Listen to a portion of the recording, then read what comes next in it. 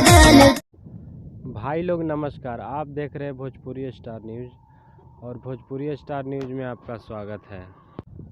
तो आज आप लोगों से एक सवाल करने वाला हूं जो दो स्टार है, एक है पावर स्टार पवन सिंह और दूसरा star global star Khesari Lal Yadav ji.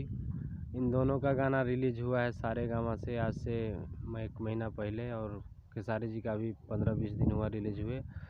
तो उस गाने के बारे में पूछते हैं आप लोग से कि ये गाना कितना अच्छा है और कौन सा सिंगर को आप पसंद करते हैं, या खेसारी लाल यादव जी को या पवन सिंह जी को। तो दोनों गाना सारेगामा से चल रहा है। जो पवन जी का है वो भी बहुत अच्छा खासा चल रहा है, जो खेसारी लाल यादव जी का है वो भी ट्रेंडिंग में चल रहा है।